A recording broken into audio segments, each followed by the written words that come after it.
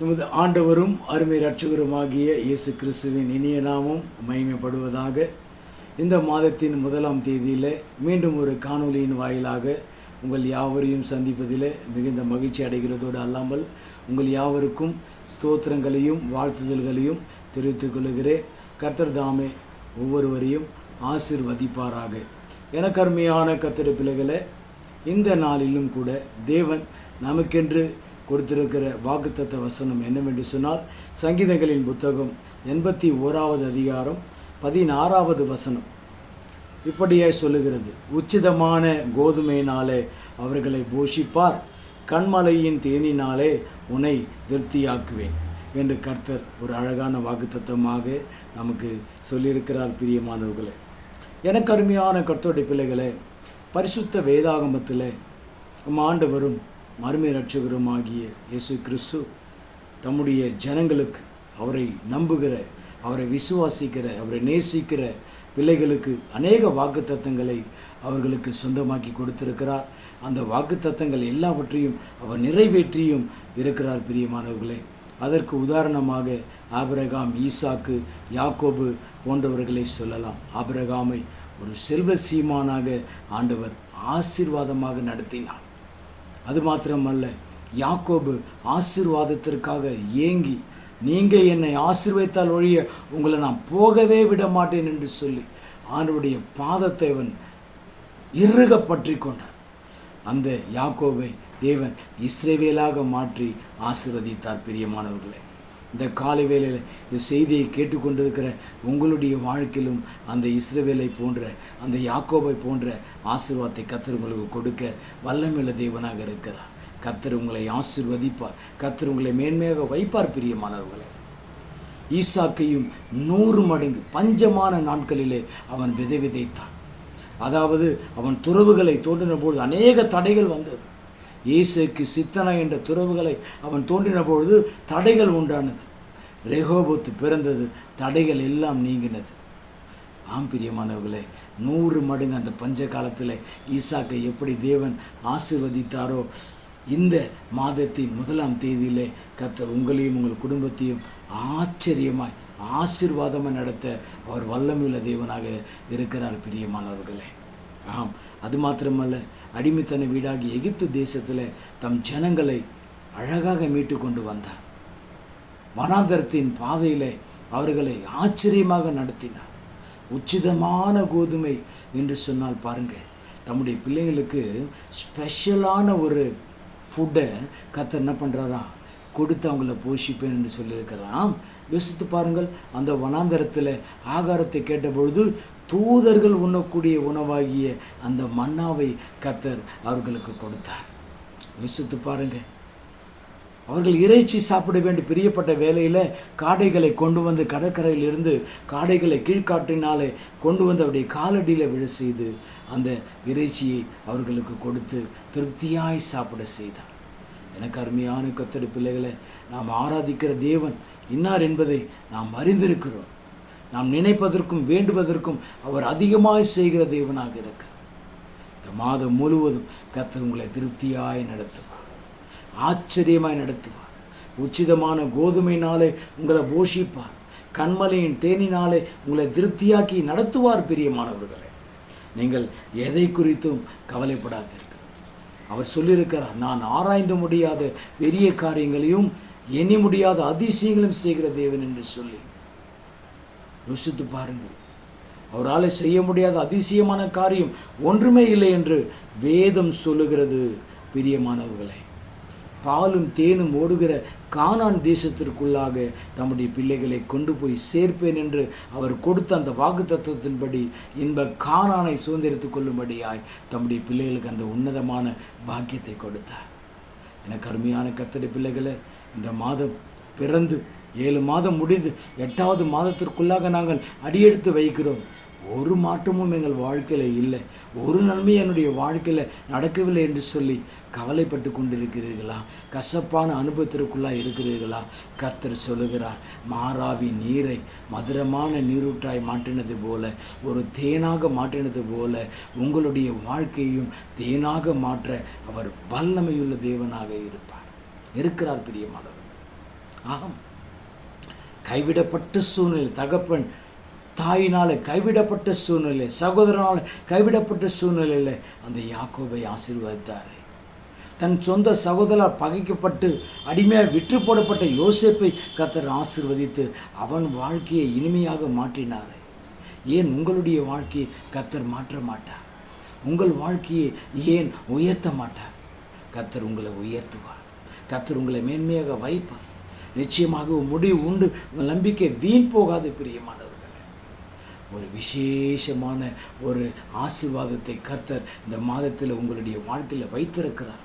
உங்கள் இருதயம் சோர்ந்து போகாதிருப்பதாக, உங்கள் இருதயம் கலங்காதிருப்பதாக. பிரியமானவர்களே, எனக்கு அருமையான கர்த்தருடைய பிள்ளைகளை, நீதிமானுடைய சந்ததி அப்பத்திற்கும் தண்ணீருக்கும் இறந்து திரிகிறது நான் கண்டதில்லை என்று சொன்ன வேத வசனத்தின்படி கர்த்தர் உங்களை ஒருபோதும் எதற்கும் பிரயாசப்படாதபடி கர்த்தர் உங்களை ஆச்சரியமாக நடத்துவார், அதிசயமாக நடத்துவார். வசனம் அழகாய் சொல்லுகிறது, பிரயாசப்பட்டு பயிரிடுகிறவன் நிலத்தில் அவன் முந்தி பங்கடைவான் என்று. எனக்கு அருமையானவர்களே, நீங்கள் படுகிற பிரயாசத்துக்கேற்ற பலனை கர்த்தர் உங்களுக்கு நன்மையாக கொடுப்பார். கர்த்தர் உங்களுக்கு நன்மையானதை தருவார். நீங்கள் எதிர்பார்க்கிற முடிவை உங்களுக்கு கொடுப்பார். நீங்கள் நம்புகிறது கர்த்தராலே வரும். அவர் உங்கள் மன விருப்பத்தின்படி உங்களுக்கு தந்தருவார். உங்கள் ஆலோசனைகளை எல்லாம் நிறைவேற்றுவார். கர்த்தரிடத்தில் நீங்கள் மனமகிழ்ச்சியாக இருங்கள். இருதயத்தின் வேண்டுதல்கள் எல்லாவற்றையும் உங்களுக்கு அருள் செய்வார். பிரியமானவர்களே, அந்த இஸ்ரவேல் ஜனங்கள் அந்த 81ஆம் அதிகாரத்தில் ஆண்டவரை விரும்பாமல் போனார்கள், முறுமுறுத்தார்கள் என்று சொல்லப்பட்டு இருக்கிறது. ஆம் பிரியமானவர்கள், ஆனாலும் அந்த ஜனங்களை அவர் நேசித்தார், அளவில்லாமல் நேசித்தார். ஒருபோதும் அவர்களை கைவிடவில்லை. அவர் சொல்கிறார், யாக்கோபே, இஸ்ரவேலே, நீ என்னால் மறக்கப்படுவதில்லை, உன்னை நான் எப்படி நான் கைவிடுவேன் என்று ஆண்டவர் சொல்லுகிறார். பிரியமானவர்களே, அவர் ஒருபோதும் உங்களை கைவிட மாட்டார். எப்படியாப்பட்ட நெருக்கத்தில் இருந்தால், நீங்கள் நம்பின மனுஷன் உங்களை கைவிட்டாலும் இயேசு உங்களை கைவிட மாட்டார். உங்களுக்கு நம்பிக்கை துரோகம் செய்த மனிதன் உங்களை தேடி வருகிற காலம் நிச்சயமாகவே உண்டு. இந்த மனிதன் மாறுவாரா? இந்த மனிதனுடைய வாழ்க்கையில் ஒரு மறுரூபம் கிடைக்குமா என்று சொல்லி ஏங்கி தவித்து கொண்டிருக்கிறீர்களா? எனக்கு அருமையான கர்த்தருடைய பிள்ளைகளை, நிச்சயமாக எப்படியாப்பட்ட மனிதனையும் பிரகாசம் அடைய செய்கின்ற மெய்யான ஒளி நீங்களும் நானும் ஆராதித்து கொண்டிருக்கிற அருள்நாதர் இயேசு. அந்த மெய்யான ஒளி அந்த மனிதனுடைய வாழ்க்கையை மாற்ற வல்லமையுள்ள தேவனாக இருக்கிறார். பிரியமானவர்களே, உங்கள் வாழ்க்கையை இனிமையாக மாற்ற அவர் வல்லமையுள்ள தேவனாக இருக்கிறார். பிரியமானவர்களே, உங்களை ஆசீர்வதித்து உங்களை உயர்த்த அவர் வல்லமையுள்ள தேவனாக இருக்கிறார். பிரியமானவர்களே, கற்பாறையை போன்ற கடினமான சூழ்நிலைகளிலே நீங்கள் இருந்தாலும், அப்படியாப்பட்ட நேரங்களிலே கூட நீங்கள் இருந்தாலும், கர்த்தர் உங்களை விடுதலையாக்க உங்களுக்கென்று எப்படி இஸ்ரவேல் ஜனங்களுக்கென்று ஒரு இரட்சகனை ஏற்படுத்தினாரோ, நமக்கென்று ஒரு இரட்சகன் இருக்கிறார், நமக்கென்று ஒரு ரிடீமர் இருக்கிறார். அவர்தான் நம் அருள்நாதர் இயேசு. அவர் உங்களை விடுதலையாக்கி உங்களை உன்னதமான, உச்சிதமான, விசேஷமான ஆசீர்வாதங்களினாலே உங்களை போஷித்து நடத்துவார். ஒரு குறைவில்லாமல் நடத்துவார். என் தேவன் தாமே தம்முடைய ஐஸ்வர்யத்தின்படி உங்கள் குறைவுகள் எல்லாவற்றையும் நிறைவாக்கி நடத்துவார். பிரியமானவர்களே, தேனை போன்ற ஒரு நன்மைகளை கொடுப்பார். நன்மையான எந்த ஈவும் பூரணமான எந்த வரமும் பரத்திலிருந்து வருகிறது என்று சொல்லப்பட்டிருக்கிறது.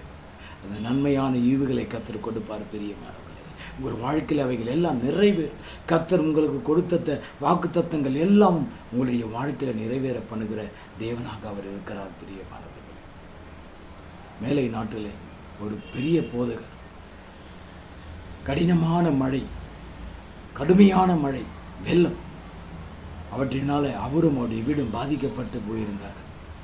அவருடைய உடைமைகள் எல்லாவற்றையும் இழந்து போய் நடு வீதியில் இருந்தார்.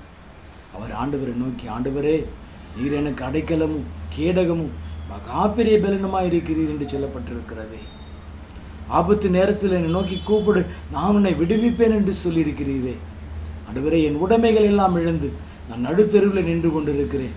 என்னை ஆண்டவரே, நீர்தான்ப்பா என்னை ஆண்டவரே நடத்த வேண்டும் என்று சொல்லி ஆண்டவரை நோக்கி கெஞ்சி மண்டாடின பொழுது ஆண்டவர் அவருக்கு மறு உத்தரவு அருளினார். தானியேல் ஜெபிக்க ஆரம்பிக்கும் பொழுதே அவருக்கு பதில் கிடைத்தது அல்லவா?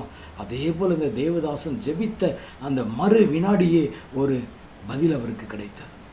அந்த வெள்ளத்தில் அநேக பொருட்கள் அடித்து கொண்டு வந்தது. அவருடைய காலிலே ஏதோ ஒரு பொருள் வந்து சிக்கினதை அவர் உணர்ந்தபொழுது கீழே குனிந்து அந்த பொருளை எடுத்தார். ஒரு பெரிய கேரி பேக் அவருடைய கையிலே சிக்கினது.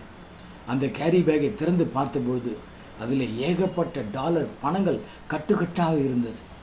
விலை உயர்ந்த ஆபரணங்களும் அதற்குள்ளாக இருந்தது. அதில் யாருடைய விலாசமும் குறிப்பிடப்படவில்லை. யோசித்து பாருங்கள். அதை எடுத்து வானத்தை நோக்கி பார்த்து ஆண்டவருக்கு ஸ்தோத்திரமை ஆண்டவருக்கு செலுத்தினார். ஆண்டவருக்கு ஸ்தோத்திரங்களை அவர் செலுத்தினார்.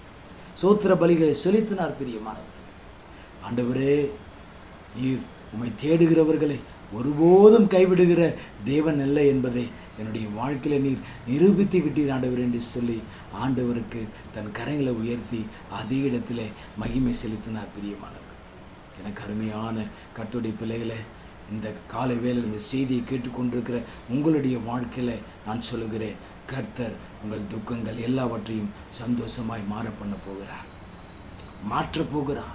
உங்கள் அதிசயங்களை காண பண்ண போகிறார். உங்கள் வியாதிகளை உங்களை விட்டு நீக்குவார். ஆரம்பம் அற்பமாய் இருக்கலாம், ஆனால் சம்பூர்ணமான ஒரு முடிவை கர்த்தர் உங்கள் வாழ்க்கையில் கொடுக்க போகிறார். பிரியமானவர்கள், எதை குறித்தும் கலங்காதீர்கள். இம்மானுவேல் தேவன் உங்களோடு கூட இருந்து உங்களை ஆசீர்வதித்து உங்களை உயர்த்த அவர் வல்லமையுள்ள தேவனாக இருக்கிறார். பிரியமானவர்கள், நீங்கள் எதை குறித்தும் கலங்காதீர்கள். கர்த்தர் உங்களுக்கு நன்மையானதை தருவார். கர்த்தர் உங்களை உயர்த்துவார். தாய் தன் பிள்ளையை மறந்தாலும் நான் உன்னை மறக்க மாட்டேன், நான் உன்னை என் உள்ளங்கையில் நான் வரைஞ்சிருக்கிறேன் என்று சொன்ன ஆண்டவர் உங்களை ஒருபோதும் கைவிடலாம். எனக்கு அருமையான கர்த்தருடைய பிள்ளைகளை, உங்களை ஆச்சரியமாக போஷிப்பார். உங்கள் அப்பத்தையும் தண்ணீரையும் ஆசீர்வதிப்பார். உங்கள் வீட்டில் உங்கள் பண்டக சாலைகள் நிரம்பி இருக்கும். உங்களுடைய பெட்டகங்கள் பூரணமாய் நிரம்பி இருக்கும். ஒரு குறைவில்லாதபடி ஆச்சரியமாய் நடத்துவார். அவர் நாமம் அதிசயம். அவர் வல்லமையுள்ள தேவன். அவர் நித்திய பிதா. அவர் சமாதான பிரம். அவர் ஆலோசனை கர்த்தர். உங்களுக்கு ஆலோசனை சொல்லி ஆச்சரியமாய் நடத்துவார். எதை குறித்தும் கலங்காதீர்கள். கர்த்தர் உங்களை ஆச்சரியமாக போஷிப்பார். வேலையிலே நல்ல முன்னேற்றத்தை கொடுப்பார். நல்ல வேலை வாய்ப்பை கொடுப்பார். பொருளாதாரத்தில் உங்களை பின்தங்கி இருக்கிற உங்களை மேன்மையான நிலையில் கொண்டு வந்து உயர்த்துவார். அடிமையாய் கொண்டு போகப்பட்ட யோசேப்பை உயர்த்தினாரே, அனாதையாய் கொண்டு போகப்பட்ட எஸ்தரை உயர்த்தினாரே, ஏன் உங்களை உயர்த்த மாட்டார்? பலன் உள்ளவனுக்காகிலும் பலன் இல்லாதவனுக்காகிலும் உதவிகள் செய்வது அவருக்கு லேசான காரியம். அவர் உங்களை ஆச்சரியமாக உயர்த்துவார். அவர் அதிசயமாக உங்களை உயர்த்துவார். எதை குறித்தும் கலங்காதீர்கள். உங்கள் இருதயம் அதிசயப்பட்டு பூரிக்கும்படியாய் கர்த்தர் உங்கள் வாழ்க்கையில் நன்மைகளை செய்வார். பிரியமானவர்கள், உச்சிதமான கோதுமையினால் போஷிப்பார். கண்மலையின் தேனினாலே திருப்தியாக்குவார். என் ஜனங்கள் நான் அளிக்கும் நன்மையினாலே திருப்தியாவார்கள் என்று சுத்தபடி உங்களை திருப்தியாய் நடத்துவார். ஆச்சரியமாய் நடத்துவார். பிரியமானவர்கள், எதை குறித்தும் கலங்காதீர்கள். ஆம் பிரியமானவர்களே, நாம் ஜெபம் செய்வோமா? எங்களை அதிகமாய் நேசிக்கிறதான எங்கள் அன்பின் பரலோக பிதாவே, உம்முடைய குமாரனாகிய இயேசுவின் நாமத்தில் ஆசீர்வதிக்கப்பட்ட இந்த காலை வேளையில் ஸ்தோத்தரிக்கிறோம். ஆண்டவரே, இந்த மாதத்தின் 1ஆம் தேதி செய்தியை கேட்டுக்கொண்டிருக்கிற உடைய பிள்ளைகள் ஒவ்வொருவரையும் நீர் ஆசீர்வதி. அவர்களை உச்சிதமான கோதுமையினால் போஷித்து கண்மலையின் தேனினாலே திருப்தியாக்கி நடத்தும். என் ஜனங்கள் ஒருபோதும் வெட்கப்பட்டு போவதில்லை. என் ஜனங்கள் நான் அளிக்கும் நன்மையினால் திருப்தியாவார்கள் சுத்தபடி திருப்தியாக்கி நடத்துங்க. பொருளாதாரத்தில் பிள்ளைகளை உயர்த்தி மேன்மைப்படுத்து. யோசேப்பை உயர்த்தினீரை, கர்த்தரை நம்புகிறவர்களை உயர்ந்த அடைக்கலத்தில் வைக்கப்படுவார்கள் என்று சொன்ன வார்த்தையின்படி பிள்ளைகளை உயர்ந்த அடைக்கலத்தில் வை. கர்த்தர் சகல வியாதிகளையும் அவளை விட்டு நீக்கி போடுங்க.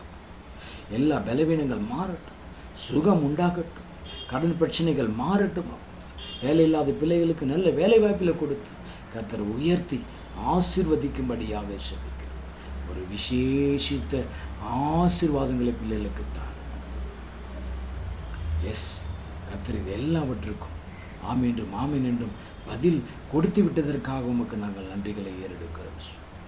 துதிக மகிமையெல்லாம் உமக்கே செலுத்தி இயேசுவின் நாமத்தில் ஜெபிக்கிறோம் பிதாவே, ஆமென்.